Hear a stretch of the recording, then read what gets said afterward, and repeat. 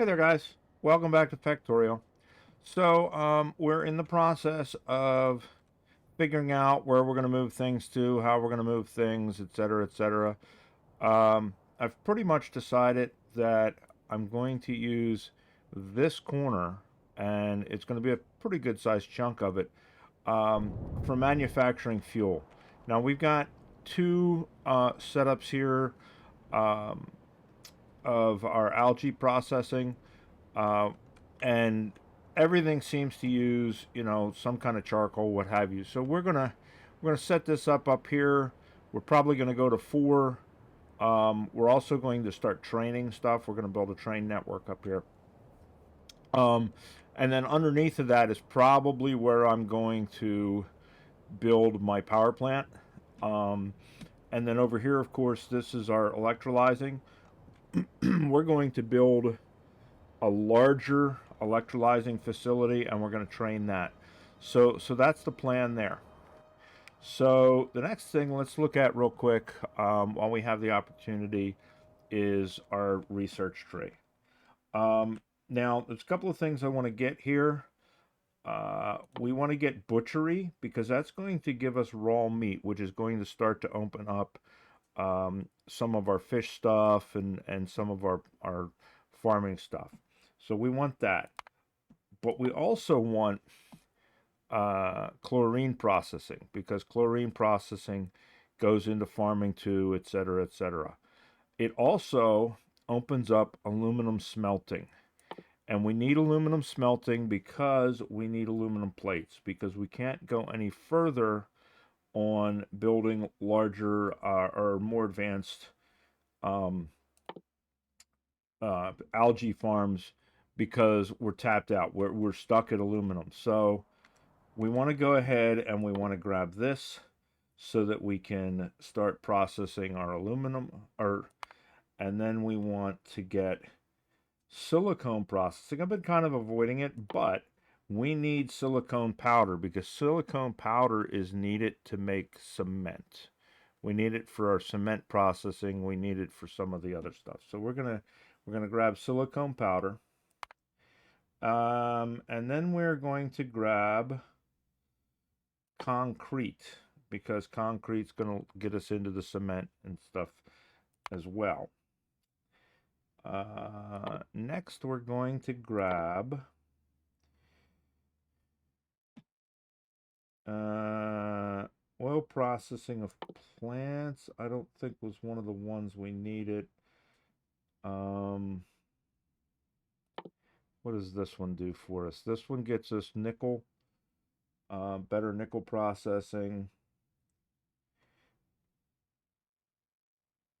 All right, we were going to grab our aluminum smelting.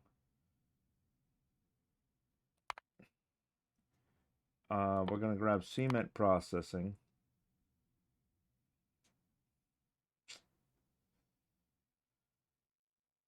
We don't need cliffs. I turned off cliffs and really don't see any out there. We don't need that yet. And it's just not, it's going to give us, eventually it's going to give us blasting charges, which lets us make holes in the ground. I don't think we really need to worry about that yet.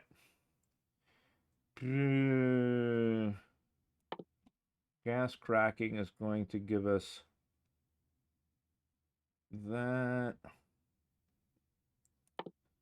Advanced copper casting. These are starting to get into some of the other ways of smelting.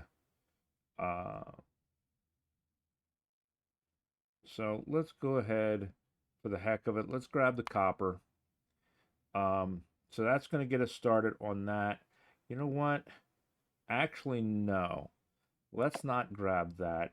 Let's grab this, because this fish refrigium 2 is going to allow us to start breeding fish. Now, we have fish refrigium 1, which allows us to breed fish, but it is a losing prospect. For every 4 you put in, you get out 3 and an 80% chance of getting a 4th one. This way, you put in 2, you get out between 2 and 4. So it's a win-win. So we're gonna take that one as our other research. So there we go. So we got our research set up. Now, what I want to talk about is splitters, or not splitters, but belt balancers. And in working on setting things up around here and stuff and what have you, we do use balancers in our system, right? And I had some backup, some slag backup, and I had to take care of that. It got me to looking at these balancers. So here's, the standard 4 in, 4 out balancer. Okay, and this is what it takes to make one in Seablock. Okay, but one of the things that I have used in the past, and I've inadvertently used it as a balancer, more as a storage device, are the warehouses. And it got me to looking at something, and I wanted something for you guys to think about and give me your feedback on and suggestions on.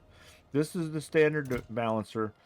This is the materials that it takes to build it. This is basically a silo, which is the smaller version of the large warehouse in Angels. And these are mini loaders. Now, these are both mods. They're not part of the vanilla game, but we're already using a bunch of mods because we're doing Seablock. This is what it takes to build that. Now, it's a lot more iron, and ultimately steel plate is iron, so it's a lot more iron. But it is actually less tin than up here. All right. Also, it is 2 squares less in length, so it's shorter by 2 squares. And not only does it balance, but it gives a buffer. The other thing with it is this is kind of goes into goes out. You don't have a choice. That's kind of where it is. With this particular setup, I can turn around. Where are my other mini loaders? Let me grab these. This is all for experimentation. We'll get to it in a second. So I could actually put these mini loaders on any side. So I could actually do an 8 in and an 8 out. I could do a 4 in and a 16 and a 4 and a 12 out. I could do combinations. So to me, it's a little bit more flexible. Yes, you need power, but I think it takes up less of a footprint. It's really not that much more of a materials cost other than the iron, and let's be honest, at that point you're making a shit ton of iron anyway. So the question is, does it actually balance? And that's what this experiment stuff up here is for. So what I've got here is I have another one of these silos, and I put a bunch of charcoal in it. This one has got a bunch of wood in it because that's part of our experimentation too. So what I wanted to see, because we know this one balances. What I wanted to see is, does this one balance the output? And does it balance the output if I do multiple sides? So let's go ahead and put down a belt and see what it does.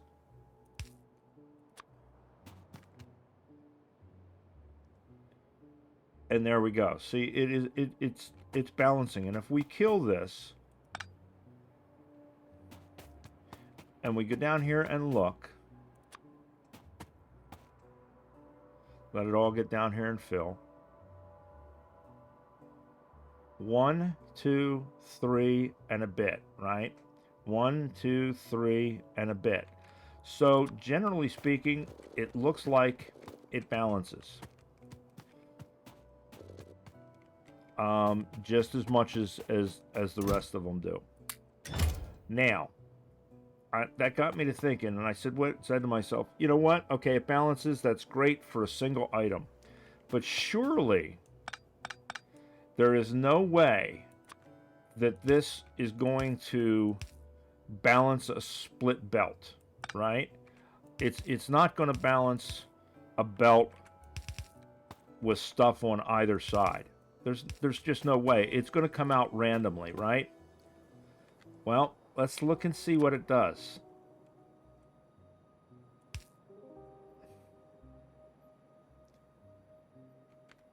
It looks like it's coming out the same, right? So I thought to myself, holy crap, if that's the case, and it's coming out, just like it goes in, or even if it's flipped. In some occasions, it has come out flipped, but it has come out split belt. I thought, oh my gosh, that's to me, that's a game changer for me, because it takes up less space, and material wise the same, and it's configurable. But I said to myself, I says, okay, that's great. It can't be perfect though, right? And my next thought process, what happens if one side has more or less coming in on the belt than the other? In other words, say production stopped on wood for a little while, but we still got charcoal. Now down here, it would put charcoal all on one side, and wouldn't split it, right? Up here on the other hand, that's not the case. If we lose one, so we're splitting, if we lose an input, it reverts back to both sides of the belt. So there is the downside for it. Now, obviously, there are ways you could kind of work around that and what have you. But in general, as a single item balancer, I think this is superior. It other than the initial cost of materials, it takes up less room. It balances just the same. And for those who like buffers, I know there's a lot of anti-buffers in the game, and I understand why that is. There's people that are against it, and nothing wrong with that. I get why that is, and I tend to agree with it in most cases. It does give a buffer. But the big thing is, for me, the outputs are configurable. Now, this is the silo. This is the same deal with the warehouse, right? You get 6 inputs or outputs per side, as opposed to 4. It's going to balance them all equally, so you can really kind of balance out where your stuff is going and stuff. And when you're getting into 6 inputs and 6 outputs, or 6 inputs and 18, what is it? 6, 12, 18 outputs, if you wanted to do it that way, the footprint of a balancer is going to be like huge, whereas this is this big. So for me, it is something that is kind of a no-brainer for me. It's something to think about, certainly. And I just wanted to throw it out there. I'm gonna probably use it more intentionally. In the past, I've kind of used it unintentionally. In other words, I've been building something, like for instance, over here, where we have our belt. We've only got one in, one out, and because I was using it as a buffer. But now, theoretically, because like I was saying, I really should have more than one line of iron. I could come out with multiple lines of iron. Now, we don't have the input to support that yet. What's what we're moving the base and stuff for. But it's going to be a heck of a lot smaller footprint to build it this way and have 4 in. And the thing is I don't have to come in on the same side with all of them. Hell, I can even come in on the same side that I'm sending it out. So if I'm pressed for space, or I'm pressed for a way to route things, this to me is a no-brainer. This is going to be probably a new go-to for me. So I just wanted to throw that out there, something to think about. Give me you guys' input on what you think of one versus the other. I believe the speed is pretty much the same as long as you're using the same color belts and the same color mini loaders. I think the throughput is exactly the same. I have not tested it, and I'm not going to test it because that would just be a crazy nightmare to do. But I think it works. Now, there is, like I say, there is a material cost difference, but overall, I don't think that material cost is unreasonable. It's probably, double the iron plate value, a few more circuits, a few more stone, and that's about it. Let me know what you guys think. and we're going to move forward on it. And this is what I'm going to use. But I'd love to know your opinions and what you see as the downsides to it. But there we go, guys. This is a real short one. It's real quick. I just wanted to throw that out there, and see what you guys thought. Now let's grab some more research, I guess, while we're waiting, and we're gonna grab the okay. We got the fish too. Low processing of plants, butchery 2. What does butchery 2 give us? That ends that tech. So let's grab that tech for the heck of it, since it ends it.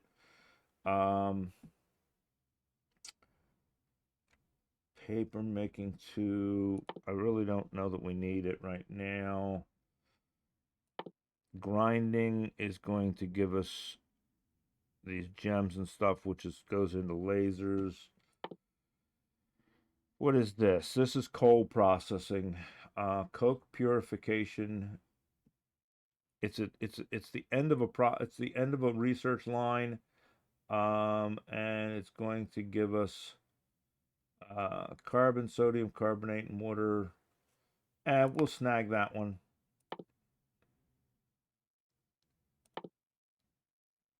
What does this give us? This gives us, it starts us into farming 2. Farming 2 we need for growing our garden. So I guess we'll snag that one as well. All right. So there we go, guys. That gets us on down the line, and I'm going to start working on building this fuel depot or fuel production area, and start building my train network. And I'll catch up with you in the next episode where we get that going. All right. Bye.